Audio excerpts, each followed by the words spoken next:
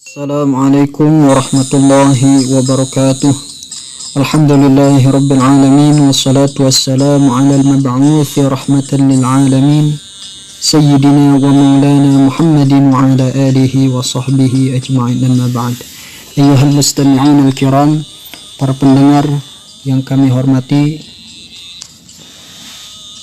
kembali lagi bersama kami di channel Alam Al-Quran. Insyaallah channel ini penuh dengan ilmu, penuh dengan manfaat, penuh dengan faedah-faedah, ya insyaallah bisa bermanfaat untuk para pendengar semuanya. Baik, hari ini insyaallah kita akan membahas sesuatu hal yang penting, satu hal yang menarik, yaitu terkait bagaimana hukumnya mengajarkan Al-Quran kepada non-muslim. Apakah hukumnya boleh? Apakah hukumnya halal atau haram? Bagaimana menurut para pendengar semua? Baik, mari kita mulai pembahasan kita. Kali ini kita akan membahas dengan menggunakan kitab Tibyan fi Adabi Hamalatil Quran, yaitu satu kitab yang mulia, satu kitab yang agung, yang dikarang oleh seorang imam yang mulia, yaitu Al-Imam An-Nawawi. Ya, beliau seorang ulama besar, ya, menjadi panutan di dalam mazhab Al-Imam Asy-Syafi'i. Karangannya banyak sekali, dan ini salah satu kitabnya, yaitu At-Tibyan fi Adabi Hamalatil Quran. Oke, bismillahirrahmanirrahim. قال المؤلف رحمه الله تعالى نفعنا الله به وبعلومه في الدارين آمين إلى أن قال فصل لا يمنع الكافر من سماع القرآن لقول الله تعالى وإن أحد من المشركين استجارك فأجره حتى يسمع كلام الله. Fasl la yumna'ul kafiru, la yumna'u, tidak dilarang, tidak dicegah, al kafiru, orang kafir, seorang kafir, min sama'il qur'ani, daripada mendengarkan al-Qur'an, ya, daripada bermusafaha mendengarkan Al-Qur'an, tidak dilarang. Liqaulillahi ta'ala, ya, apa dalilnya? Liqaulillahi ta'ala, karena ada firman Allah subhanahu wa ta'ala, wa in ahadum minal musyrikin istajaraka fa'ajirhu hatta yasma'a kalam Allah. Ini tidak dicantumkan di kitab ini, ya, ini versi PDF-nya, ya, tidak dicantumkan ini surah apa, ayat berapa. Nah, ini termasuk surah At-Taubah, nanti bisa dicek, ini surah At-Taubah juz 10 ayat 6. Ini dalilnya wa in ahadun minal musyrikin, wa in ahadun, jika ada salah seorang, minal musyrikin, ya, daripada golongan orang-orang musyrik, istajaraka, yang minta perlindungan kepadamu, fa'ajirhu, maka lindungilah dia, fa'ajirhu, berikan perlindungan kepada dia, hatta yasma'a kalam Allah, ya, sehingga dia bisa mendengar kalam Allah, mendengar Al-Quran. Ini maksud kalam Allah ini Al-Quran. Bahkan para ulama, bukan hanya Al-Quran, begitupun terkait dalil-dalil hujah-hujah Islam yang bisa meneguhkan kebenaran Islam. Nah, jadi di sini benar, ya, boleh, ya, mengajarkan Al-Quran, memperdengarkan Al-Quran, ya. Jadi di sini boleh memperdengarkan, ya, belum mengajarkannya, memperdengarkan Al-Quran kepada orang kafir, kepada non muslim, ya, karena dalilnya ini tadi, ya, dalilnya ini wa yumtana'u min massil mushaf. Nah, akan tetapi yumtana, dicegah, dilarang, min massil mushafi, daripada menyentuh mushaf. Ya, orang kafir tersebut, wa yumtana'u, dan dia dicegahnya orang kafir tersebut, min massil mushafi, daripada menyentuh mushaf. Orang kafir tersebut, ya, non muslim tersebut, dia boleh mendengarkan Al-Quran, nah, boleh mendengarkan ilmu-ilmu, kajian-kajian Islami, tapi dia tidak boleh menyentuh mushaf, menyentuh Al-Quran, ya. Nah, ini perkara yang sangat penting, perkara yang sangat penting sekali, ya. Karena kita hidup di muka bumi ini, di dunia ini, kita tidak bersosial, tidak bermasyarakat hanya dengan orang Islam saja. Tetapi kita hidup di dunia ini pasti berdampingan dengan orang yang tidak beragama Islam, entah itu agamanya Kristen, Buddha, Konghucu, Hindu dan sebagainya. Pasti kita akan berdampingan dengan mereka, berinteraksi dengan mereka. Mungkin non muslim tersebut adalah teman kita di sekolah, di kampus, atau mungkin bahkan tetangga kita sendiri. Lalu bagaimana jika ternyata kita memiliki seorang teman yang dia itu adalah non muslim, lalu kemudian dia punya keinginan untuk mempelajari Islam, untuk mendengarkan Al-Quran, bahkan lebih untuk belajar Al-Quran, maka hukumnya bagaimana? Maka ini sangat penting kita ketahui ilmu ini sangat penting sekali ini, karena kaitannya dengan kehidupan kita dalam bermasyarakat, berinteraksi. Nah, bagaimana di sini? Pertama, dia boleh mendengarkan Al-Quran, akan tetapi tidak boleh menyentuh mushafnya. Yang dimaksud mushaf di sini adalah Al-Quran, yang murni dia Al-Quran. Al-Quran tulisannya semuanya Al-Quran, mushafnya Al-Quran. Tidak ada terjemahnya, tidak ada tafsirannya. Kalau ada tafsirannya, ini ulama masih memperbolehkan. Ada ulama yang kebanyakan ulama memperbolehkan kalau tafsir Al-Quran boleh. Bahkan orang yang tidak punya wudu menyentuh tafsir, atau ada tulisan-tulisan lainnya selain Al-Quran. Artinya ayat Al-Quran itu dicampur dengan tulisan-tulisan selain Al-Quran seperti tafsirannya atau terjemahannya, itu boleh, karena itu bukan murni mushaf secara utuh 30 juz, karena itu dicampur dengan tulisan-tulisan lain, itu tidak apa-apa. Itu sebagian ulama yang menyatakan seperti itu. Tetapi mushaf yang murni itu tidak boleh. Kemudian ini kaitannya, lalu bagaimana? Dia tidak hanya mendengar, akan tetapi dia ingin memperdalam Al-Quran, belajar, mentadabburi Al-Quran, memikirkan kebenaran Al-Quran. Nah, bagaimana hukumnya? Maka di sini dijelaskan oleh Al-Imam An-Nawawi, wa hal yajuzu, nih di sini nih, wa hal yajuzu ta'limuhu Al-Quran, wa hal yajuzu ta'limuhu Al-Quran. Apakah boleh mengajarkannya Al-Quran? Apakah boleh mengajarkan Al-Quran kepada dia, kepada orang kafir tersebut, kepada non muslim tersebut, apakah boleh? Maka di sini dijawab oleh Al-Imam An-Nawawi, qala ashabuna, telah berkata ashab kita, ulama-ulama kita. Ini maksud ashabuna di sini adalah ulama mazhab Syafi'i. Maka ini jawaban versi mazhab Syafi'i. Adapun terkait jawaban mazhab-mazhab lain, hukumnya seperti apa, itu nanti bisa dicek lagi di mazhab yang lain. Ini di jawaban khusus mazhab Syafi'i. Qala ashabuna, telah berkata ashabuna, ulama kita, kata Imam An-Nawawi, in kana la yurja islamuhu lam yajuz ta'limuhu. Jika tidak diharapkan, in kana la yurja, jika tidak diharapkan islamuhu, keislamannya, lam yajuz ta'limuhu, maka tidak boleh mengajarkannya. Maka ilatnya di sini nih, in kana la yurja islamuhu, jika tidak diharapkan keislamannya, lam yajuz ta'limuhu. Jadi syaratnya seperti itu. Boleh mengajarkan, tidak boleh mengajarkan. Pertama, dia pertama, kalau ashabun kana la yurja islamuhu lam yajuz ta'limuhu. Jika tidak diharapkan keislamannya, maka tidak boleh mengajarkannya. Ini pendapat yang pertama. Jadi kalau misalkan tidak ada kemungkinan dia masuk Islam, entah dia cuma memperolok, cuma main-main dan sebagainya, kita secara naluri kita bisa membedakan mana orang yang memang benar tulus, serius belajar Islam, memang serius ingin belajar Al-Quran, atau memang punya maksud tertentu, atau main-main.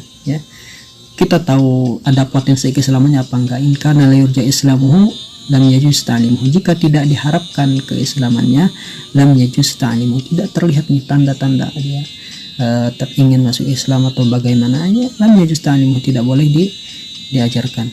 Wa in ruja, nah selanjutnya wa in ruja islamuhu, adapun jika diharapkan keislamannya, fawajhani, maka ada dua pendapat, ada dua pendapat. Jika diharapkan keislamannya, dia ingin belajar Al-Quran dan kemudian orang tersebut memang ada niat, ada keinginan ingin masuk Islam, ya kan, tetapi mungkin dia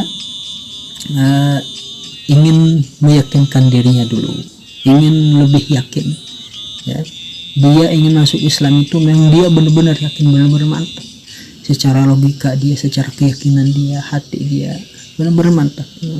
Nah, maka di sini ada dua pendapat kata Imam An-Nawawi, asahhuma yang lebih sahih daripada dua pendapat tersebut, yajuzu rojaan islamahu, ya yajuzu itu boleh, rojaan karena mengharapkan islamahu, keislamannya orang tersebut, keislaman non-muslim tersebut, ya di teks kitab lain ini kalimatnya rojaan li islamihi, dalamnya ya, ini biasa beda, kadang beda cetakan, ada sedikit perbedaan, tidak masalah. Jadi yang paling sahih kata Imam ini boleh mengajarkan Al-Quran jika ada kemungkinan dia masuk Islam, jika ada kemungkinan diharapkan dia masuk Islam, jika diharapkan keislamannya, itu boleh diajarkan, dan ini pendapat yang sahih, yang kuat kata Imam Nawawi. Wafani, ini pendapat yang kedua, la yajuzu, itu tidak boleh. Pendapat yang kedua tidak memperbolehkan. Kenapa alasannya? Kama la yajuzu bai'ul mushafi minhu, sebagaimana la yajuzu tidak boleh bai'ul mushafi minhu, ya menjual mushaf kepadanya. Ya jadi wa in rujiya islamu, walaupun diharapkan keislamannya. Nah ini pendapat yang kedua, alasannya orang menjual mushaf aja gak boleh katanya, apalagi mengajarkannya gak boleh katanya. Nah, kenapa ini di sini tidak boleh menjual mushaf kepada orang non muslim? Kenapa tidak boleh? Karena orang Al-Quran ini mulia, Al-Quran ini sesuatu yang mulia, mushaf ini satu yang mulia, ya, jadi jangan dikasih kepada sembarang orang, jangan dipegang. Tadi kan gak boleh tuh orang kafir itu menyentuh mushaf, non muslim menyentuh, nggak boleh. Orang Islam yang punya hadas aja, punya hadas kecil, punya hadas besar, tidak boleh menyentuh mushaf, apalagi ini orang kafir, tidak boleh menyentuh mushaf. Sampai ulama itu kalau misalkan ada orang kerja di percetakan Al-Quran, orang non muslim kerja di percetakan Islam, itu tidak boleh, haram kata para ulama, ya. Begitupun misalkan dia non muslim jadi tukang fotokopian, tiba-tiba kita memfotokopi Al-Quran di situ, nah itu tidak boleh. Jadi dia tidak boleh menyentuh mushaf karena dia belum muslim, apalagi ini menjualnya, karena menjual kan dia bawa nanti ke rumahnya, setelah dia bawa dia letakkan di mana, dia posisikan Al-Quran itu di mana. Biasa kita muliakan Al-Quran ditaruh di tempat yang bersih, ya gak diletakkan di bawah, ya ditaruh tempat yang bersih, yang bagus, diletakkan di atas. Sedangkan mungkin orang kafir karena dia tidak paham, tidak memuliakan mushaf, mungkin mushaf itu ditaruh di bawah, mungkin di gudang atau di kotoran, dekat dengan hal-hal yang kotor misalkan, ya mungkin ada kemungkinan diinjak dan sebagainya. Nah itu tidak, makanya dalam rangka menjaga mushaf, kemuliaan mushaf ini memang tidak diperbolehkan menjual mushaf kepada orang kafir, tidak boleh, ya. Bahkan Rasulullah SAW melarang kepada para sahabat untuk bermusafir, melakukan safar, perjalanan ke daerah musuh, ya, ila ardil adu, kepada daerah musuh dengan membawa mushaf, gak boleh, karena dikhawatirkan mushaf tersebut jatuh ke tangan musuh, ya itu. Jadi jelas ya di sini jelas bahwasanya orang kafir tidak dilarang mendengarkan Al-Quran, tidak dilarang mendengarkan Al-Quran. Dia boleh mendengarkan Al-Quran asalkan tidak menyentuh mushaf, tidak menyentuh mushafnya. Kemudian terkait mengajarkan Al-Quran kepada non-muslim, ini ada dua pendapat. Pendapat yang pertama, dan ini pendapat yang paling sahih, dan ini pendapat yang kuat, ya.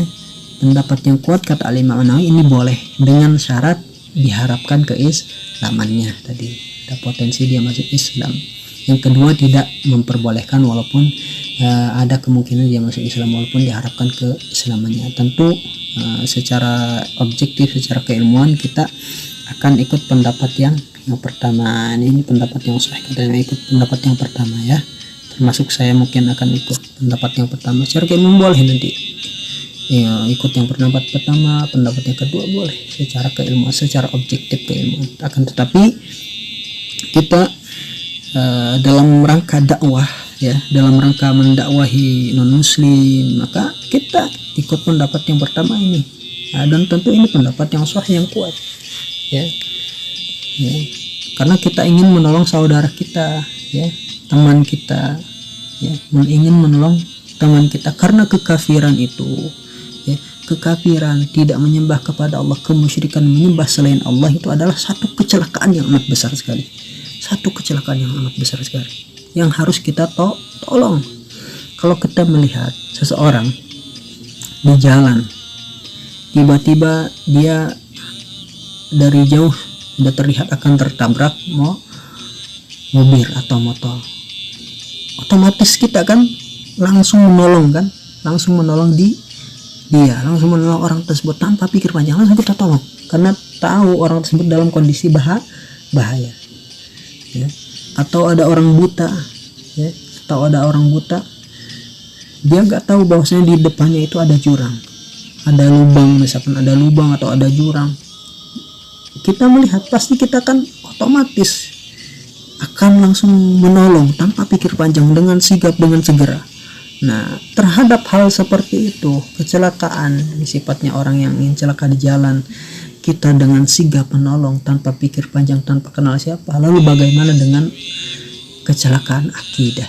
Lalu bagaimana dengan kecelakaan yang sifatnya itu adalah kekafir? Itu kecelakaan yang amat luar biasa, ya. Kalau misalkan dia jatuh, orang itu jatuh ke lubang, tertabrak motor, ada kemungkinan dia bisa sembuh lagi, ada kemungkinan bisa hidup lagi, sembuh, bawa ke rumah sakit, sembuh lagi. Tapi kalau misalkan dia mati dalam keadaan kafir, dalam keadaan kekafiran, teman kita mati dalam kekafiran, dia nanti di neraka selama-lamanya, khalidina fiha abada. Kalau sudah kafir di neraka nggak bisa nolong kita. Selama dunia kita bisa nolong dengan, yaitu dengan mengajarkan Islam tadi, supaya dia selamat, ya, masuk ke dalam surganya Allah Subhanahu wa Ta'ala. Ngeri, karena kekafiran itu suatu yang ngeri, itu suatu kecelakaan besar, sampai-sampai Allah sifati orang kafir itu penyesalan mereka. Contoh dalam surah Al-Maidah, a'udzubillahi minasyaitonirrajim, innal ladzina kafaru law anna lahum ma fil ardi jami'an wa mithlahu ma'ahu liyaftadu bihi min 'adzab yaumil qiyamati ma tuqabbala minhum wa lahum 'adzabun alim.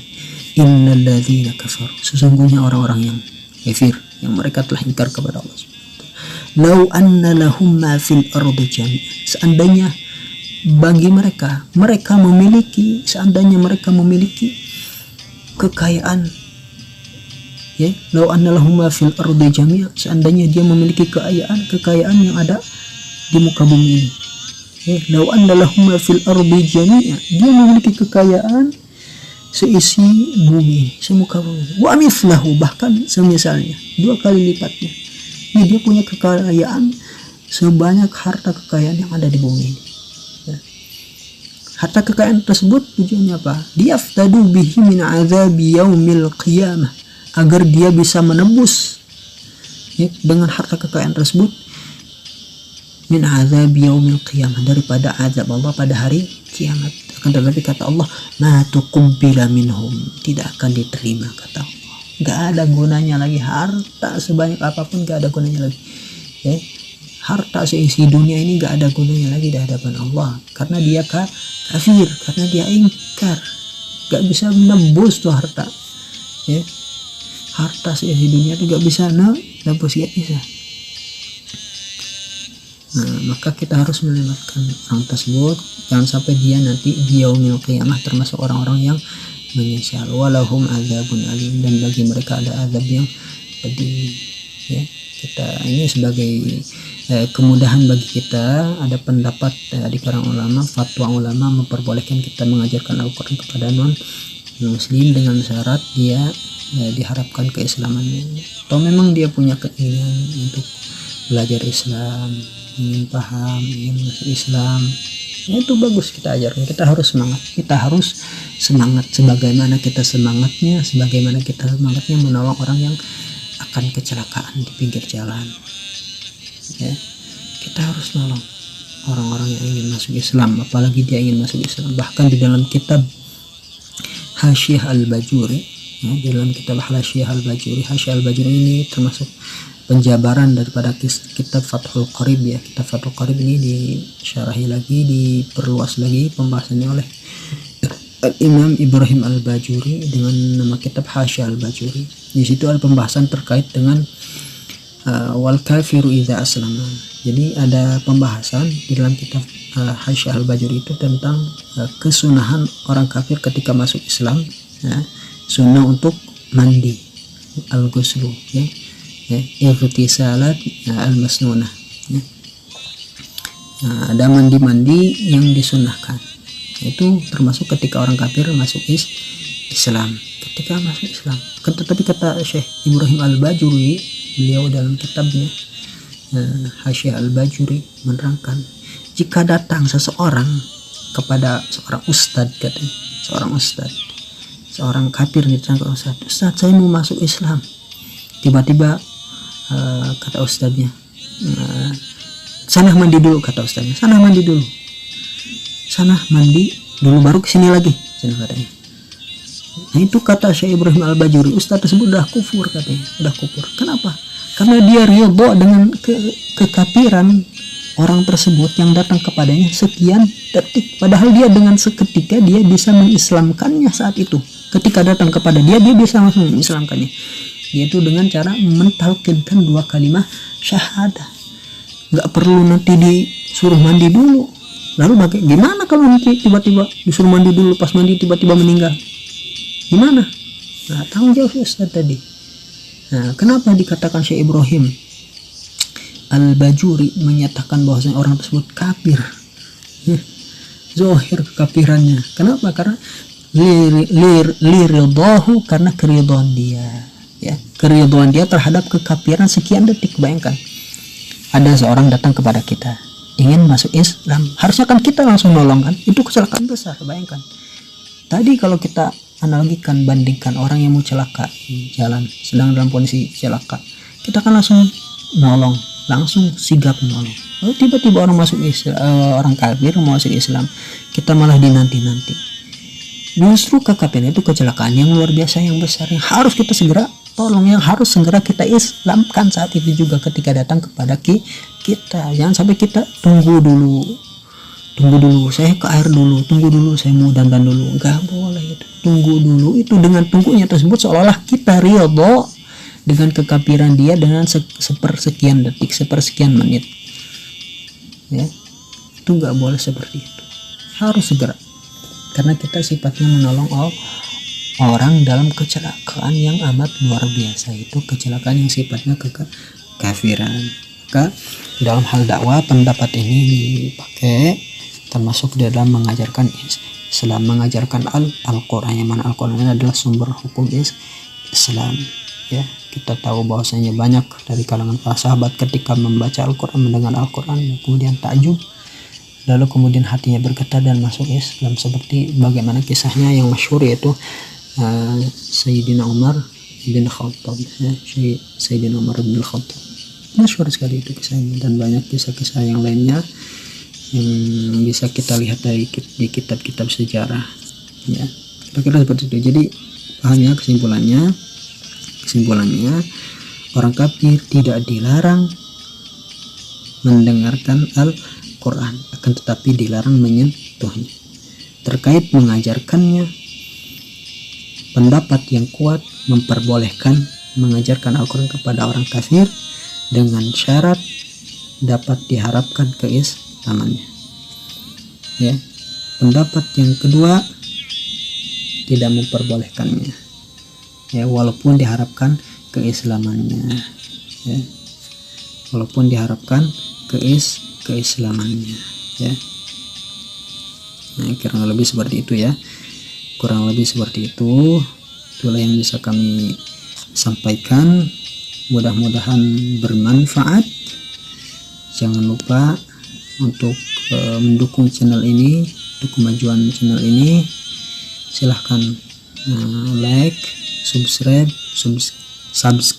dan komen bila ada hal-hal yang ingin ditanyakan atau ada kritik dan sarannya. Tafadhalu ya. Hadza minni wal afu minkum, wassalamu alaikum warahmatullahi wabarakatuh. Subhanakallahumma wa bihamdika asyhadu an la ilaha illa anta astaghfiruka wa atubu ilaik.